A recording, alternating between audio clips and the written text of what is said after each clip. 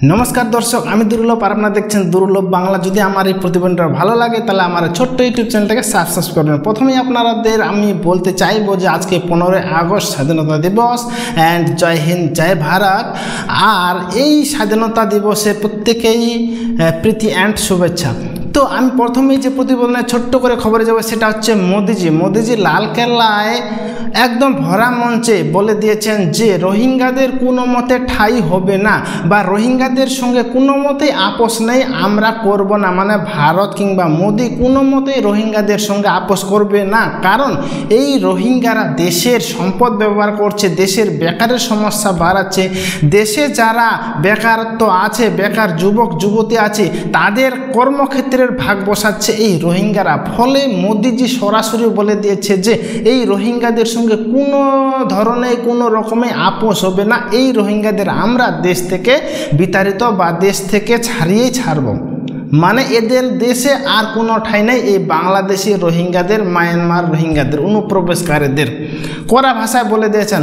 আর আরেকটা আমি চলে যাই, সেটা হচ্ছে আপনারা হয়তো শুনেছেন খবরটা এবং কি আমিও এই বিষয়ে প্রতিবেদন করেছিলাম, ভিডিও বানিয়েছিলাম। সেটা হচ্ছে যে সেই পুলিশ কর্মীর বউরা মায়েরা যে কলকাতায় যে প্রেস কনফারেন্সে বলেছিলেন যে পুলিশের বউদের অপমান করা হচ্ছে, পুলিশের বউদের, ছেলেদের, মেয়েদের, মায়েদের নিয়ে অপমান করা হচ্ছে, নানা রকম গালিগালাজ খারাপ ভাষায় করা হচ্ছে, সেই নিয়ে একদম প্রেস মেটাতে সে একদম হাহাকার, মানে কি বলবো আর, মানে বিশাল রেগে গেছে আর কি, বিশাল ক্রোধ হয়ে গেছে সেই পুলিশ কর্মীর মহিলাদের, মেয়েদের, মায়েদের, বউদের। ফলে প্রেস কনফারেন্স বলেছিল এবং কি সেখানে বলেছিল শুভেন্দু অধিকারীকে ক্ষমা চাইতে হবে। মানে শুভেন্দু অধিকারীর উপর বিশেষ করে রোগ, তাছাড়া আদার্স আর কারো না, এই অনুব্রত না, এই সাবিত্রী মিত্র আপনারা শুনেছেন কালিয়াচকে, সেই জঘন্য ভাষা, একজন মহিলা হয়ে জঘন্য ভাষা কিভাবে বলতে পারেন।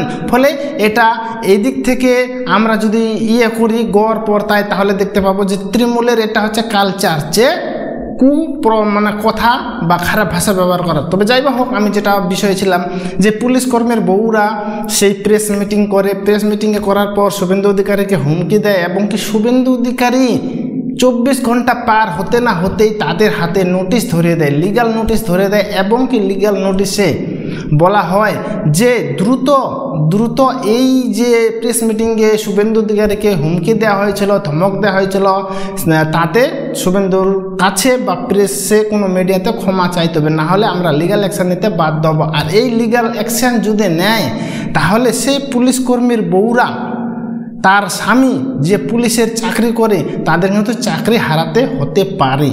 তাহলে দেখুন কত বড় সমস্যা।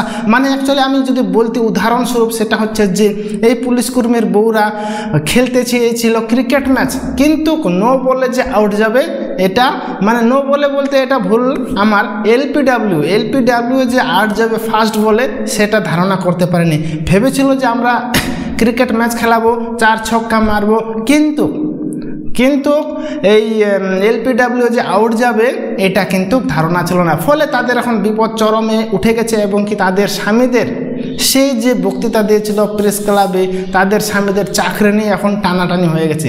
ফলে এটা একটা ওদের পক্ষে দুঃসংবাদ, আমাদের কাছে সুসংবাদ গেল। তারপর আমি বলছি আবার সেই মানিক কালিয়াচকে, মালদা কালিয়াচকে সাবিত্রী মৈত্র, আপনারা জানেন 1.5 কোটি টাকার একটা বাঁধ প্ল্যান করেছে। সেই বাঁধটা কয়েক মাসের মধ্যে ভেঙে চুরমার। মানে এই যে বর্ষাটা হচ্ছে আর কি, এখনও বর্ষা চলছে, তো সেই বর্ষায় সেই বাঁধটা ভেঙে গেল।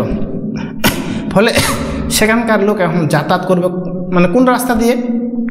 ফলে একজন সাধারণ লোক, একদম আমজনতা, সাধারণ পাবলিক ফোন করেছিল সেই সাবিত্রী মৈত্রকে এবং কি ফোন করাতে সাবিত্রী মৈত্র মেজাজ হারিয়ে যা তা ভাষায়, যেভাবে অনুব্রত মণ্ডল বলেছিল যা তা ভাষায় একজন পুলিশকে গালিগালাজ দিয়েছিল, ঠিক একইভাবে এই মহিলা মানে তৃণমূল বিধায়ক কালিয়াচকের যা তা ভাষায় সেই সাধারণ মানুষকে গালিগালাজ করে। তার মানে ওই ব্যক্তি সাধারণ মানুষ কি মানে কি, ওই ব্যক্তি সাধারণ মানুষ মানে আমরা সবাই, আমরাও তো সাধারণ মানুষ, আপনিও তো সাধারণ মানুষ। তার মানে ওই ব্যক্তিকে গালিগালাজ করা মানে কি, আমাদের সবাইকে সাধারণ মানুষকে গালিগালাজ করা। বুঝতে পারছেন? হয়তো আপনারা শুনেছেন ওই সেই অডিও ক্লিপটা, আমি শোনাচ্ছি না, শুনে নেবেন কোথা থেকে।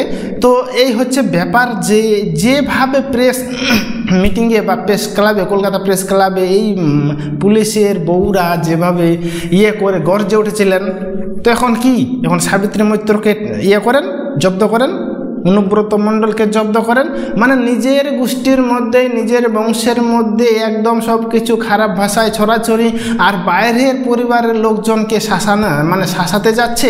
এটা কখনো হয়? আর কেউ এটা কি কখনো মেনে নেয়? তো এই হচ্ছে ব্যাপার। মানে কি বলবো, রাজনীতি করতে গিয়ে প্রথমে চিটপাটাং, রাজনীতি করতে গিয়ে প্রথমেই চিটপাটাং, এই হচ্ছে ব্যাপার দর্শক। আর আরেকটা খবর বলে দিচ্ছি, সেটা হচ্ছে যে নির্বাচন কমিশন, জাতীয় নির্বাচন কমিশন সুপ্রিম কোর্টের কাছে ধাক্কা খেল। কীরকম ধাক্কা? সেটা হচ্ছে, ধাক্কা বলতে সেরকম ধাক্কা না, কিন্তু আমাদের বাংলার কিছু কিছু মিডিয়া বলছে, এমনভাবে বলছে যে মানে হেরে গেল আর কি, নির্বাচন কমিশন হেরে গেল। তো প্রথমে দাবি করেছিল নির্বাচন কমিশন যে Aadhaar card, voter card, ration card, PAN card ভারতের নাগরিকত্বের প্রমাণ নয়। সুপ্রিম কোর্টে এটা বলেছিল। তারপর সুপ্রিম কোর্ট বলল যে আচ্ছা ঠিক আছে, বিহারে তো জাতীয় গণনা ভোটার কার্ডের ভেরিফাই করা হয়ে গেছে। এইবার যারা যারা বাদ পড়েছে, মোটামুটি 56 লাখের মতো বাদ পড়েছে। 56 লাখের মধ্যে মৃত ভোটার আছে, রাজ্য থেকে পালিয়ে অন্য রাজ্যে গিয়েছে কিংবা বাইরে বিদেশে গেছে, এরকম আছে কয়েক লক্ষ।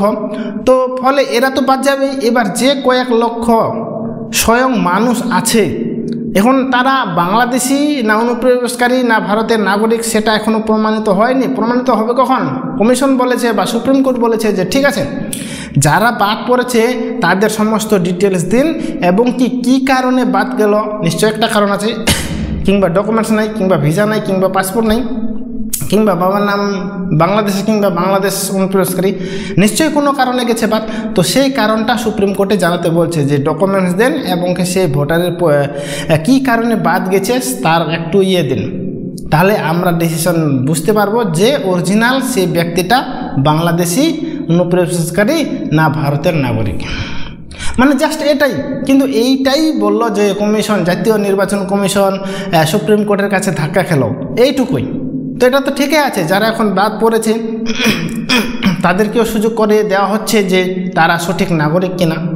ফলে আর কোনো সেখানে সন্দেহ থাকবে না, কিংবা ব্যতিক্রমে দুই একটা ছিটছাট যদি বাঙালি বা ভারতীয় নাগরিক একটু সমস্যার কারণে হয়ে যেত, ছাটও পড়ে যেত, ফলে সেটা এখন সমাধান হবে, এবং কি তারা আবার ভারতের নাগরিক হিসাবে ফিরে আসবে।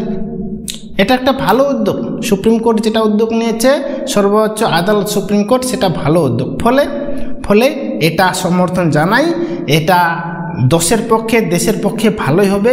কোনো ব্যতিক্রমেও আমাদের ভারতবাসী হবে না, সমস্যায় পড়বে না। ফলে এটা একটা আপডেট দিলাম। আর সেই পুলিশ কর্মীদের অসহায় অবস্থা, সেটাও একটা আপডেট দিলাম। আর কালিয়াচকের 1.5 কোটি বাদ প্ল্যান কয়েক মাসের মধ্যে ভেঙে যাওয়া, এবং কি সাধারণ মানুষ একজন সেই সাবিত্রী মৈত্রকে ফোন করাতে মেজাজ হারিয়ে যা তা কুৎসিত ভাষায় গালিগালাজ করা, এই হচ্ছে বর্তমানের আপডেট নিউজ। আশা করি প্রতিবেদনটা ভালো লেগেছে। যদি ভালো লাগে তাহলে আমার এই প্রতিবেদনের ভিডিওটা লাইক, কমেন্ট, শেয়ার করে আমার এই ছোট্ট চ্যানেলটাকে অবশ্যই সাবস্ক্রাইব করবেন। ঠিক আছে দর্শক, দেখা হচ্ছে পরের ভিডিওতে। ততক্ষণে ভালো থাকবেন, সুস্থ থাকবেন। ধন্যবাদ।